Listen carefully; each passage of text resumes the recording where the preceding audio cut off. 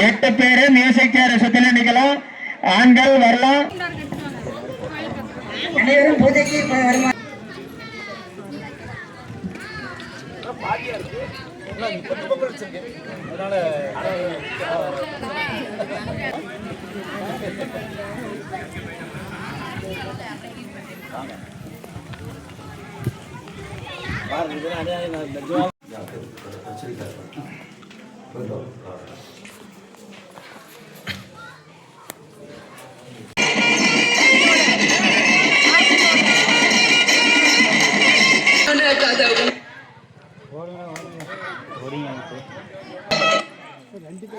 சேர்ல மெதுவா உட்காருங்க.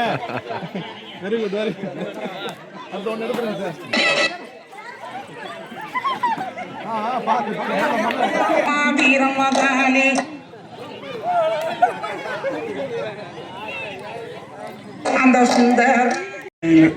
இந்த பொங்கல் விழா பள்ளக்குழி அக்ரஹாரம் கிராமத்திலிருந்து இனிய தைத்திருநாள் துவங்குவது நம்முடைய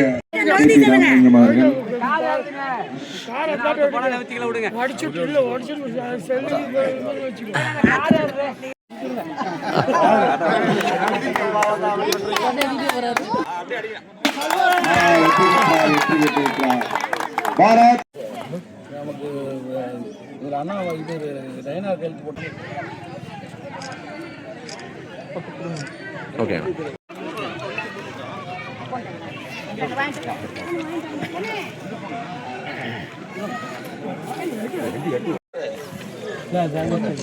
ராஜலட்சுமி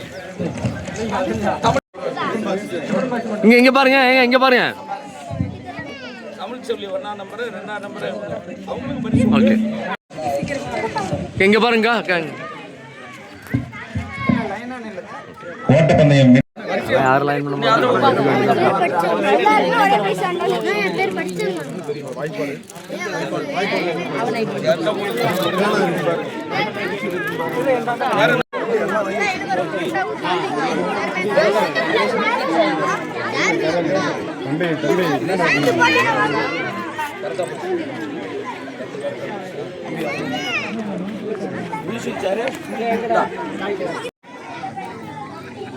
தமிழகம் எங்கும் இன்றைக்கு நம்முடைய தமிழ்நாடு பாரதிய ஜனதா கட்சியின் சார்பில் மாவட்ட அமைப்புகள், ஒன்றிய அமைப்புகள், கிராம அமைப்புகள் எல்லாம் ஆங்காங்கே அந்தந்த கிராமத்தில் அந்த கிராம மக்களோடு இணைந்து சின்ன சின்ன நிகழ்ச்சியாக இருந்தாலும் சிறப்பான நிகழ்ச்சியாக அமைய வேண்டும் என்று விளையாட்டு போட்டிகள், பொங்கல் வைத்தல், அதை போல அந்த மக்களோடு இணைந்து அந்த கலாச்சார பரிமாற்றங்களை செய்து கொள்கிற அந்த நிகழ்வுகளோடு குழந்தைகளை எல்லாம் வைத்து மிக பிரபாந்தமாக இன்றைக்கு தமிழகம் எங்கு நடைபெற்றுக் கொண்டிருக்கிறது. இன்றைக்கு கூட இதே நேரத்தில் இப்பொழுதுதான் நடந்து முடிந்தது. கோயம்புத்தூரிலே நம்முடைய பாரதிய ஜனதா கட்சியினுடைய புதிய செயல் தலைவர் நவீன் அவர்கள் இப்பொழுது அங்கே ஒரு பொங்கல் விழாவிலே கலந்து கொண்டார். கடந்த வாரம் புதுக்கோட்டையிலே நம்முடைய பாரத பிரதமருடைய வழிகாட்டுதலின்படி பாரதத்தினுடைய உள்துறை அமைச்சர் அமித்ஷா அவர்கள் ஒரு மிகப்பெரிய பிரம்மாண்டமான பொங்கல் விழாவிலே கலந்து கொண்டார். அப்படி இன்றைக்கு தமிழகம் எங்கும் இன்றைக்கு இந்த கிராமத்தில் நடைகிற இதே நேரத்தில் நம்முடைய ஒன்றியத்திலே மட்டும், நம்முடைய சட்டமன்ற தொகுதியிலே மட்டும் ஒரு 6, 7, 10 இடங்களிலேயும், அதே போல ஒவ்வொரு சட்டமன்ற தொகுதியிலேயும் 10க்கு குறைவான இடமில்லாமல் அத்தனை இடங்களிலே பொங்கல் விழா நடைபெற்றுக் கொண்டிருக்கிறது. எதற்காக, ஏன் இந்த பொங்கலை மோடி பொங்கல் என்று சொல்லுகிறோம்? அதுவும் நம்ம ஊர் மோடி பொங்கல் என்று குறிப்பிடுகிறோம். தமிழ்நாட்டு வளர்ச்சி மட்டுமல்ல, தமிழகத்தின் வளர்ச்சி மட்டுமல்ல, அகில இந்தியாவிலே இருக்கக்கூடிய கிராமப்புறத்தினுடைய வளர்ச்சியிலே தன்னை மிக முக்கியமாக அர்ப்பணித்துக் கொண்டு ஒவ்வொரு கிராமமும் ஒரு வலிமையான பாரதத்திற்கு உதவுகிற வகையில் ஒவ்வொரு கிராமம் வளர்ந்தால்தான் ஒட்டுமொத்த இந்தியா வளரும். கிராமப்புறத்தினுடைய பொருளாதாரம் உயர்ந்தால்தான் பாரதத்தினுடைய பொருளாதாரம் உயரும் என்ற உயர்ந்த நோக்கத்தோடு தான் இன்றைக்கு பாரத பிரதமர் நரேந்திர மோடி அவர்கள் எல்லா திட்டங்களையும் கிராமம் நோக்கி, அதிலே 2 விதமாக, ஒன்று வேலையற்று இருக்கக்கூடியவர்கள் வேலைக்கு செல்ல வேண்டும், அவர்களுடைய நிலைமையை, அவர்களுடைய வறுமையை போக்குகிற வகையிலே அன்றாடம் அவர்களுக்கு பணி தந்தாக வேண்டும் என்ற உணர்வோடு தான் இந்த 100 நாள் வேலை வாய்ப்பு திட்டத்தை கூட 125 நாள் வேலை வாய்ப்பு திட்டமாக மாற்றி இருக்கிறார். அதை கூட இன்றைக்கு தமிழகத்தினுடைய ஆளுங்கட்சியாக இருக்கக்கூடிய திராவிட முன்னேற்ற கழகம் 100 நாள் வேலை வாய்ப்பை அந்த திட்டத்தையே மோடி ரத்து செய்து விட்டார் என்று இன்றைக்கு பொய்யான தகவலை தந்து கொண்டிருக்கிறார்கள். இன்றைக்கு அந்த திட்டம் இன்றைக்கு 100 நாளில் இருந்து 125 நாட்களாக உயர்த்தப்பட்டு, அதோடு மட்டுமல்ல, அறுவடை காலம், விதைப்பு காலம் 125 நாள் போக விவசாய வேலைகள் நடைபெறுகிற போது இந்த 100 நாள் வேலை வாய்ப்பு, அதாவது 125 நாள் வேலை வாய்ப்பு திட்டம் செயல்படாது. இதைத்தான் பாரத பிரதமர் அறிவித்திருக்கிறார். 100 நாளாக இருந்தது 125 நாளாக உயர்த்தி, அந்த 125 நாள் போக மீதி இருக்கிற நாட்கள் எப்படிப்பட்ட நாள் என்றால் விவசாய பணிகளில் விதைப்பு காலம், அறுவடை காலம், களை எடுத்தல் காலம் ஆக இந்த 3 பருவங்களுக்கும் அந்த அவர்கள் விவசாய வேலைக்கு செல்ல வேண்டும் என்பதற்காக அவர் வாட்சி அமைத்திருக்கிறார். இதுதானே தவிர இது எல்லோரும் கேட்டது. நான் திமுகவுடைய விவசாய அணி செயலாளராக இருக்கிற போது இதைத்தான் திமுகவுடைய விவசாய அணியே அன்றைக்கு கோரிக்கை வைத்தோம். விவசாய பணிகளுக்கு ஆட்கள் கிடைக்கவில்லை, இந்த 100 நாள் வேலை வாய்ப்பு திட்டத்தினால் எல்லோரும் அங்கே சென்று விடுகிறார்கள், இங்கே விவசாய பணிகளுக்கு வேலை இல்லை என்று நாங்கள் கேட்ட கோரிக்கை அப்பொழுது வைத்தோம். இதை இன்றைக்கு பாரத பிரதமர் நரேந்திர மோடி என்ன செய்திருக்கிறார் என்றால் 100 நாள் வேலை வாய்ப்பு திட்டமும் இருக்கிறது, அது 125 நாளாகவும் இருக்கிறது. அதற்கான தினந்தோறும் கூலியும் உயர்த்தப்பட்டிருக்கிறது. அதோடு மட்டுமல்ல, வாரம் வாரம் அவர்களுடைய அக்கவுண்டுக்கு பணம் போகும்.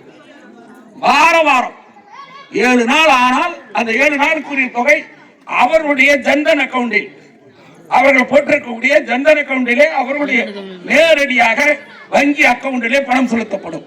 இதுல இடைத்தரகர்கள் இல்லை, பஞ்சாயத்து தலைவருக்கு வேலை இல்லை, அங்க இருக்கிற பஞ்சாயத்து கிளர்க்கு வேலை இல்லை, பிடிஓக்கு அங்க இருக்கக்கூடிய கிளர்கள், இவங்கெல்லாம் அந்த பணத்தை கொள்ளடிக்க முடியாது. நேரடியாக வேலை செய்கிறவர்களுக்கு பணம் போய் சேர்கிறது. ஆக அந்த மாதிரியான திட்டம் அந்த 125 நாட்களுக்கும் மீதி நாட்களுக்கு விவசாயத்துக்கு பயன்படுவதற்காக இருக்கிறார். இதுதான் பாரத பிரதமர் நரேந்திர மோடி செய்திருக்கிறார். அதோடு மட்டுமல்ல, அதில் அவர்களுக்கு வழங்கப்படுகிற பணம், இந்த திட்டத்திற்காக வழங்கப்படுகிற பணத்தில் 60% கட்டமைப்புகளை உருவாக்க வேண்டும். காட்டணும் என்ன வேலை செஞ்சாங்க. 6 மாசம் கழிச்சு கூட அந்த வேலை இருக்கா? கல்வெட்டு கட்டுறீங்களா? ஒரு ஆற்று பாலத்தில் அமைஞ்சிருக்கீங்களா? அதுக்கான அடிக்கல் போட்டிருக்கீங்களா? ஒரு பஞ்சாயத்து கட்டடம் கட்டுதா? அதுக்கான கடகால் போட்டிருக்கீங்களா? காட்டுக்கும். அத எந்தெந்த பணிகள் நடைபெற்றிருக்கிறது என்பது 40% அது நிரந்தர பணிகளாக இருக்க வேண்டும். இதுதான் அந்த திட்டத்தில் இருக்கக்கூடிய விஷயம். ஆக ஒரு நாட்டை எதுக்காகனா விக்சித் பாரத் 2047 100 வருஷம் ஆகுது நம்முடைய பாரதம் சுதந்திரமடையும். சுதந்திரமடைந்து 100 ஆண்டுகளை பார்க்கிற போது உலகத்திலேயே வல்லரசாக வலிமையான பாரதத்தை உருவாக்க வேண்டும். அது எங்கே இருந்து உருவாக்க முடியும் என்றால் கிராமத்திலே இருந்துதான் உருவாக்க முடியும் என்ற அற்புதமான சிந்தனையோடு தான் பாரத பிரதமர் நரேந்திர மோடி இந்த திட்டத்தை அறிவித்திருக்கிறார். இது மட்டுமல்ல, கிராமப்புறத்திலே பிறந்திருக்கிறவர்கள், படித்தவர்கள், அந்த இளைஞர்கள் அவர்களாக சுயமாக தொழில் செய்ய வேண்டும். அதுதான் சுயசார்பு. அதுதான் அவரவர்களாக சுயமாக சம்பாதிப்பதற்கான வழிவகை செய்வது. எந்த விதமான அடமானமும் இல்லாமல், எந்த விதமான சொத்து அடமானம் இல்லாமல் அவர்கள் தொழில் செய்வதற்கு கிராமப்புறத்து இளைஞர்களுக்கு வங்கிகளிலே நேரடியாக அவர்களுக்கு கடன் கொடுப்பதற்கு, அதில் 3 ஆண்டு காலத்திற்கு அந்த கடனை திருப்பி செலுத்தாமல் 3 ஆண்டுக்கு பின்னால் தன்னுடைய உற்பத்தி பெருக்கியதற்கு பின் தருகிற அளவிற்கு இன்றைக்கு பல்வேறு திட்டங்களை பாரத பிரதமர் தந்திருக்கிறார். அதனாலேதான் அப்படிப்பட்ட கிராமப்புறத்தை உயர்த்த வேண்டும் என்பதற்காக இந்த சிந்தனை ஒரு காலத்தில் தமிழ்நாட்டின் ஆட்சி பொறுப்பில் இருந்த எம்ஜிஆருக்கு இருந்தது. அவர் ஆட்சி பொறுப்புக்கு வந்ததற்கு பின்பு கிராமங்களை நகரத்தோடு இணைக்க வேண்டும். ஆங்காங்கே தீவுகளாக இருக்கிறது கிராமங்கள். பக்கத்திலே இருக்கிற பெரிய நகரத்தோடு தொடர்புக்கு அவர்கள் வழி இல்லை. ஒரு கடைக்கு போக வேண்டும் என்றாலும் அல்லது வேறு பணிகளுக்கு போக வேண்டும் என்றால் வாய்க்கால் வரப்புகளிலே ஏறி போய் நடந்து போவோம். அப்பொழுது தடமே பேர் வண்டி தடம். வண்டி போவதற்குத்தான் தடம், மனிதன் போவதற்கான தடம் இல்லை. வண்டி தடம் என்று வண்டி போவதற்கான தடங்கள் தான். ஒரு கிராமத்தை பக்கத்தில் இருக்கிற கிராமத்தோடு இணைப்பது. அதற்காகத்தான் தன்னிறைவு திட்டம் என்ற ஒரு திட்டத்தை அறிவித்து கிராமங்களை நகரத்தோடு இணைத்தார். சிறிய நகரங்களை பெரிய நகரங்களோடு இணைப்பதற்கான திட்டங்கள். ஆக நாடு முழுவதும் கிராம பாதைகளை போட்டார். முதலில் ஜல்லி பாதை இருக்கிற பெரியவங்களுக்கு தெரியும்.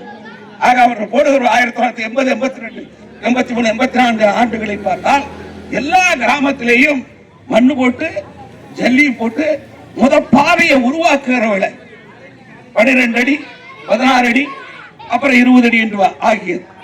ஆக அப்படி பாதையை முதலில் என்மார்க் செய்வதற்காக கிராமத்தில இருந்து பக்கத்தில் இருக்கிற வெள்ளக்குழி அகராகாரம்னா இங்கிருந்து நம்ம மெயின் ரோடு வரைக்கும் அப்ப ஜல்லி ரோடு தான், அதுக்கு பேர் ஜல்லி ரோடு.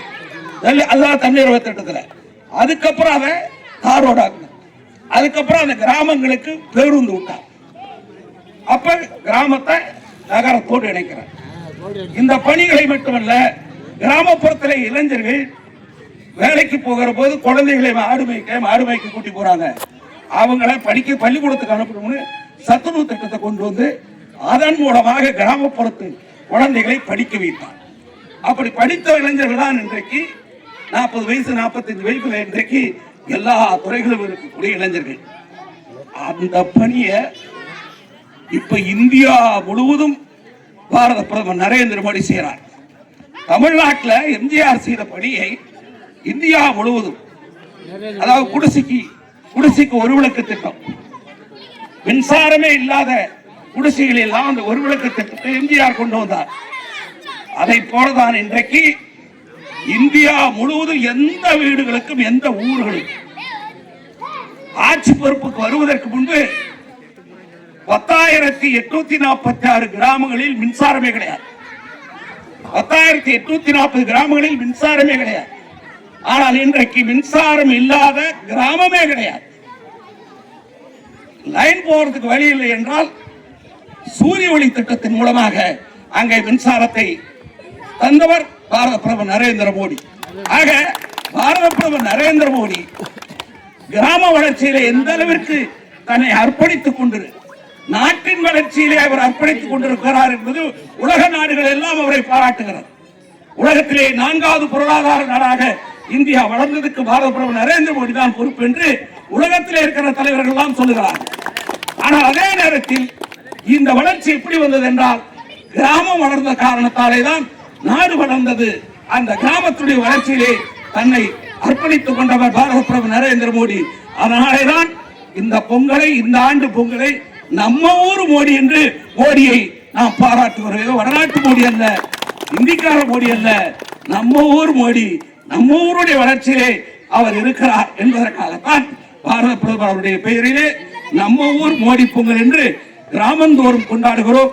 அந்த வகையிலே இந்த பள்ளக்குழி அகராகாரத்திலே இந்த நிகழ்ச்சியை மிக சிறப்பாக நடத்திய இதில் கலந்து கொண்ட தாய்மார்கள், விவசாய பிரிவுகள் அத்தனை பேருக்கு என்னுடைய நெஞ்சார்ந்த நன்றியை தெரிவித்து வணக்கத்தோடு விடைபெறுகிறேன். நன்றி, வணக்கம்.